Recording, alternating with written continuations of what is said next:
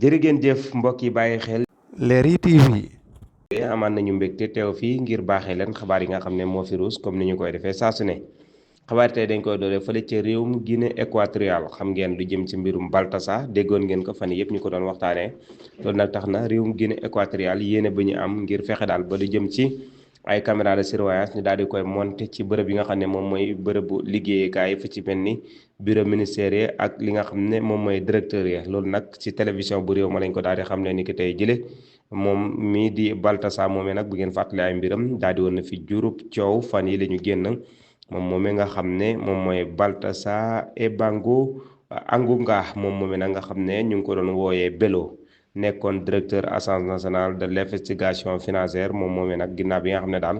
daf doon tëdd ak ay soxna yoo xam ne yu fasantikoo lañ nekk ci réew ma ci ay façon yu fasantikoo neneen daal soxna yam daan tëdd am na ñoo xam ne ci bureau yi la am na ñoo xam ne ni ci toilette yi la am na ñoo xam ne sax ci li nga xam ne moom mooy toilette yi tribunaux yi ba ci yenn ni bërëb yoo xam ne daan na fa sëy ak ñoom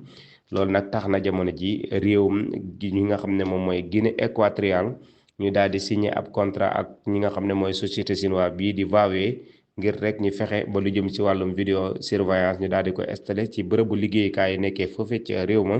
bu ñu sukkandikoo ci télévision bu réew ma lañ ko xam ne ni ki tey jële ci alxames gi loolu nag nee nañ projet boobu nag phase bu njëkk bi dina déré ci at ak genn wàll loolu nag ñu daal di ko doore fa nga xam ne moom mooy ci ñaari villes yi gën a mag muy bokk na ci fi nga xam ne moom mooy Malabo ak fi nga xam ne moom mooy capitale réew ma fi nga xam ne moom mooy Bata nekk capitale économique bu réew ma foofu daal moom mooy fi njëkk a ciblé ngir rek daal di fay installé ay caméra de surveillance mbirum Baltasar nag moom moo daal di waral lu mel waaye bi ñu fàttalee Baltasar moom tegoon nañ ko loxo ginnaaw bi ñu ko yóbbuwoon ca prison bu nekkee woon foofa moom nag mujjoon nañ ko bàyyi waaye moom moomee di Baltasar vidéo mi yooyu daal tax na jamono ji ñu ne dañ koy def rek ngir installé ay caméra de surveillance ci bërëbu liggéeykaay loolu nag dana bokk ci fexe ba aar kaaraangeeg soxna yi liggéey ci bërëb yooyu waaye itam ñi nga xam ne la ñuy tudde ay mineur muy ay xale ñu mën leen a aar ci lu nu mel kon nag foofa ca réewum Guinée équatoriale gannaaw mbirum Baltasar mi nga xam ne juróon na àddina bi yëpp dees ko waxtaanee ginnaaw ay vidéo yoo xam ne gisoon nañ ko moom Baltasar moomee nekkoon ci daan séq ak ay jigéen ñoo xamante ni ca bërëb bi liggéeykaayam la ko doon defee moom moomee nga xam ne xam-xam nag dafa màccoon jëm ci wàllum finance foofa ca réew bu Guinée équatoriale ñu wax ci xabaar bi fii ci réewum Sénégal nag ginnaaw fan yile ba nu génnee xamle woon ci yenn ci ëttu tasukaay xabaar ne lii di wàllum carburant bi day yokk jëwriñ ji nga xam ne moom mooy ministère de l'énergie ak li nga xam ne mooy pétrole ak lii di mine moom daal dina génne ab bataaxal di xam ne daal lu jëm ci yokkuk lii di wàllum pétrole fii ci réewum Sénégal loolu daal xabaar la bu wérut jamono ji sax ñoom ñu ngi ci ay waxtaan yoo xam ne daal ci ay